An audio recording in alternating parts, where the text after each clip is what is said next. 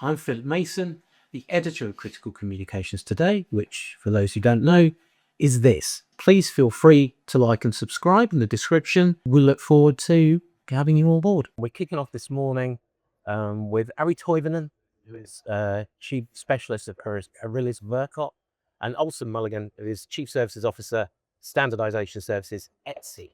What we're going to be talking about is very ETSI focused, the new technical committee. Basically, we convened. When was it convened? A month ago, the first meeting, I think. But it's been in gestation for a while. Yes. And by the way, good morning, Phil. Good morning. Hello. Fine, thanks. Yeah.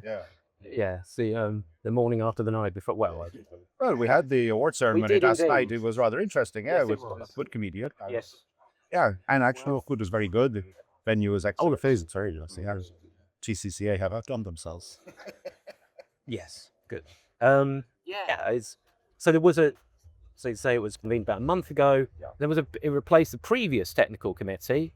Yes. So could you go through a kind of a little bit as to why? I know EUCCS and the situation in Europe is a big focus. That's a big focus. Yeah, it replaced the TCCE, which was TETRA, Clinical Communications Evolution, which was kind of many years ago. We had only TETRA, and we thought we need to move on to broadband. We called it evolution, but then GB was much better. They do the actual standards for broadband. So we already did the working function with the TETRA and broadband really. But now with EUCCS needing a lot more ETSI standards on broadband, we thought it's time to revisit in terms of reference and the whole structure actually, and decided it's much better to have a new TC than just revamp and rename an existing one. Yeah, fair. I mean, the critical communications community has always been important to ETSI. It's one of the TETRA standard set has been one of the first set of standards we published in ETSI way back in 1990s. It has developed and along the lines along the way, and we've also expanded the committee. We've introduced, we've expanded the terms of reference committee to do broadband or whatnot. But now this is a new departure. With the advent of this EUCCS project and set of standards, and the whole idea that it'd be based around 3GPP specifications, mission critical set, that's a real new departure, and we really wanted to announce that as something new in ETSI and not simply continuation of the same. I mean, the existing TETRA standards activities continues. Yep. I mean, that standard set still has of to be evolved because there are plenty of users out there and there's plenty of scope for improvements or corrections or whatever. Yeah. But it's not going to be the primary focus of this committee. No. That's the whole thing we wanted to signal. No, absolutely. Yeah. I suppose it does make sense to have the two things kind of as discrete, really, doesn't it? Yeah, it's very much the same people. And that, you can't put the same person in two different rooms at the same time. No.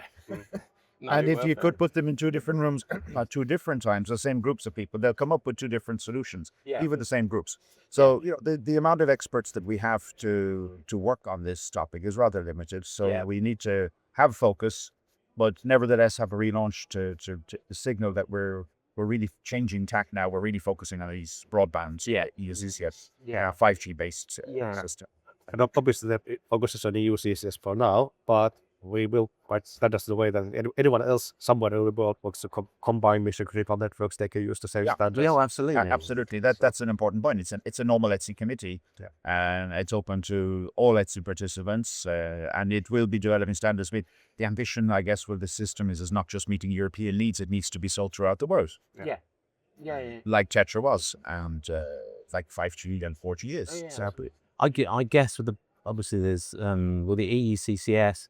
There's maybe a parallel with the interworking between Norway, Sweden, and Finland. Yes, we've taken that as an example how you could do it. That was the only place where TETRA networks were combined. A bit too hard, unfortunately, but we learned a lot of lessons. It's to actually do it in real life. There's much else than that's just technology. Operational for maybe legal things as well, but we obviously not doing operational legal in ETSI, but we need to make sure the technology works. So when we are talking about 31 countries in EUCCS, we don't want 31 interpretations what the interface might be, because then it simply wouldn't work. But looking at the standards, you can easily have 50 or 60 different combination of parameter values or whatever. So we need to have something which maybe there's a profile, or maybe find some gaps there. And we'll see when we start going what's needs to be done. But we want to make sure that actually when countries plug their networks together, it works. Fair enough. Could you explain, for people that don't know, could you explain a little bit in a little more detail how ETSI does contribute to the standardization piece and perhaps its relationship with 3GPP? Yeah. Well, first of all, 3GPP is a partnership project between different standards organizations throughout the world, including ETSI. We were one of the founders of 3GPP. To participate in 3GPP, you need to be a member of one of these standards bodies. So it's ETSI in Europe, it's the Chinese, it's 2 bodies in Japan, 1 in Korea, 1 in India, and of course in North America, US in particular. So we have some 800 or 900 member organizations in 3GPP that contribute to the standards, write the standards themselves, and then those standards are published in Europe by ETSI, in the US, in Japan, in Korea, in China, and so on, becoming local standards. So it's a global standards project. Now, from an ETSI perspective, we'll simply see this as another standards committee. So what's important in the case of the EUCCS work, or this TCCCS, is the decision to base the work on the 3GPP standards. So where we see the need to correct or modify a 3GPP standard, I think we will try to first of all do that in 3GPP to have the most common baseline possible. But often 3GPP, the standards are built to offer choices for the different regions, for the different countries, because there's so many different implementation scenarios. And there's where I think in the ETSI committee, we can, as you just mentioned, Barry, we can try to lock down particular sets of options that will be, become mandatory or become recommended in the European context, or in the context of the system which the ETSI CCS committee will build. And that's how you then create a coherent, maybe call it interoperability framework, or an interoperable set of options. Another thing that we need to focus on, apart from, there's a lot of other things beyond 3GPP that we need to deal with. All the operational aspects, management of such a system, if there are standards or specifications. You mentioned interworking, which is not something that 3GPP would deal with. This is not really specific to your radio system.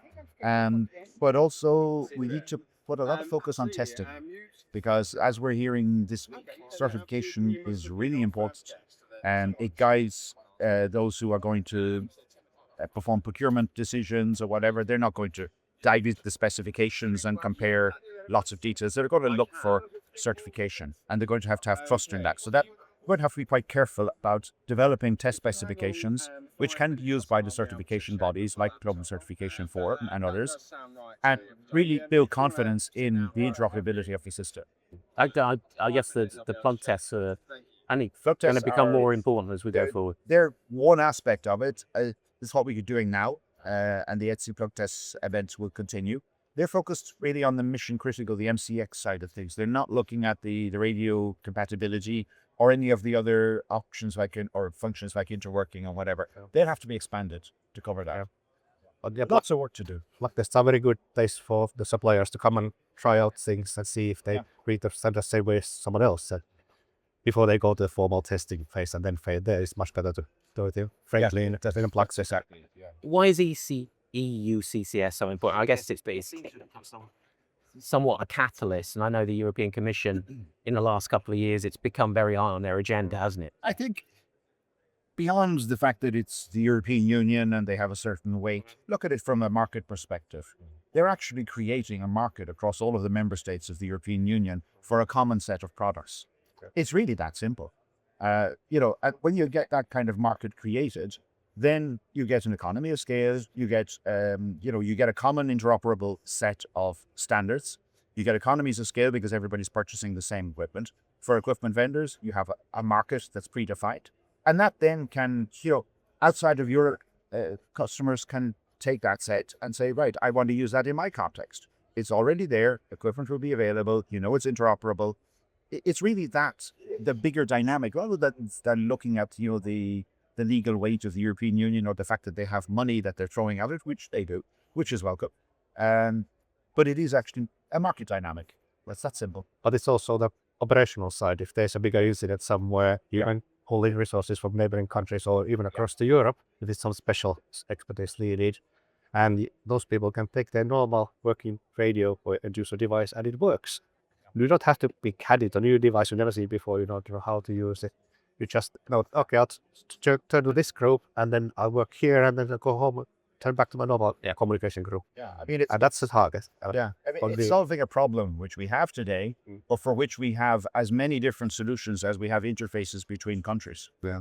You know, like for example, I'm living in France, even if I'm Irish, but we have the French-Italian border, the French-Swiss border, the French-Belgian border, the French-Luxembourg border, and the Franco-German border as well, and then the Franco-Spanish border. You know, even if they're using the same radio system on all of these, and then I presume they are, I don't know the details, there will be different operating procedures. No. Never mind going into language for it all. Yeah, And I'm not sure how that's going to work. Well, then they have to be agree honest on with that operational level also, which language. Because, if someone goes from Portugal to Greece and some Finns turn up as well, they have to decide which language to use before they get there. So, but that's something we, the Nordics, did. And I think we ended up with English is good because we did what with Swedish, Norwegian, or Finnish, or the local Sami language and all the parts. But you are assuming then that the emergency personnel will actually speak a Well, common language. you have to like pick English. some. Yeah, we'll have to. Yeah. Maybe you can do it locally, but then people need to know today we speak this language and tomorrow that. And perhaps you can I don't know, get translation technology involved, or that might be the future. That Then could we be have the future, the device Yeah. does reasonably good, reliably enough online translation. Yeah. But just to get secure all of that, so because half of this will be police and not be full of people's personal information. You don't want it to be just in some random cloud. And so it's not as simple as you think. Yeah. But it's potential. it strikes me as a complicated endeavor, frankly, from any number of And it's actually quite a common issue because other than the cross-border issues, which are daily between the different police services or fire or whatever. I mean, even, for example, take the situation of forest fires in Greece. When there's forest fires in Greece, the Spanish, the French will send aircraft there. Civil security aircraft. They won't be military. They will be using the civilian emergency radio systems, but they need to be able to communicate with fire crews on the ground and other air crews. And that happens every summer. It's not a one-off. There's some local person, responsible for the incident dealing, and people coming from all over the place. And obviously, they have to understand each other and know where everybody is, and you need the common interfaces to work. Yeah, maybe we don't have the technology yet for the common language, but we do have the technology for a common radio system. So let's just do it. Yeah, that's really what it's about. Yeah. To what degree are TCCA involved in the new technical? Because this is their event after all. So TCCA. Well, many TCCA members are in the TCCS as well. So if they are supporting us, they are also taking user requirements both to 3GPP and direct to CCS, and they've been around for many years. And I think they're very good support there. TCCA is that's MRP in ETSI. 3GPP, a market representation partner, basically a promoter of this technology in 3GPP. But also in ETSI, we have a cooperation agreement. We were TCCA. So it's a, I think it's a supportive thing, but obviously TCCA is made up of members just like ETSI is.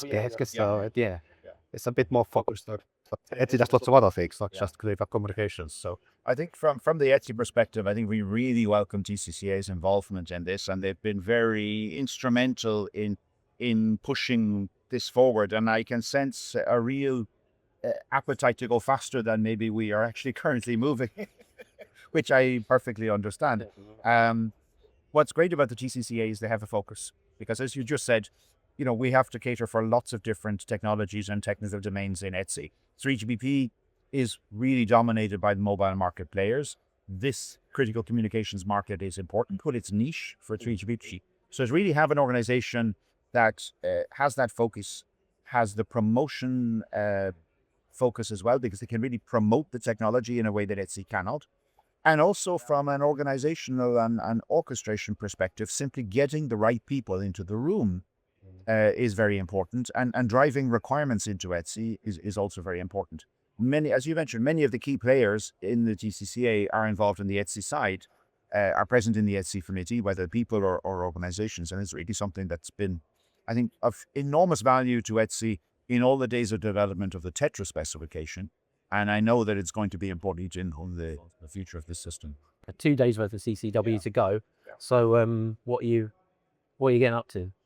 Well, actually, this mid-morning, there's going to be a presentation on the EUCCS service early developments there. So I'll actually be sitting in on that if I have time. I want to listen to that. I have to chair a panel session this afternoon. So I have to work out some questions from speakers that don't trap them. I know. I know what that's like. Yeah. No, but that's okay. I think there's so much going on here. I mean, there's so many stands to visit. It's a really full show. So will I actually have much time to sit in on there's 3 conference tracks running in parallel. So we have to be careful where you go. And it's an excellent event. I'm really pleased. It's a great event. I have some meetings organized with people I normally wouldn't see. So it's a really place to meet people as well. But really want to sit in some of the presentations and then visit the booth. So have chats with people. So it's what it's about. Yeah, So absolutely. having these kind of conversations, but without the soundproofing. If it was always in, it would be odd. Right, marvelous, gents. Thank you ever so much. Thank you very much for your time. All right, thank you. Who are you? I'm Philip Mason. And what do you do? I'm the editor of Critical Communications Today. Do you have a podcast? We do have a podcast, as a matter of fact. Can you subscribe to this? You can, Where? online. Well, you can go online at criticalcomms.com. Anything else? No, it's about the size of it. Sweet.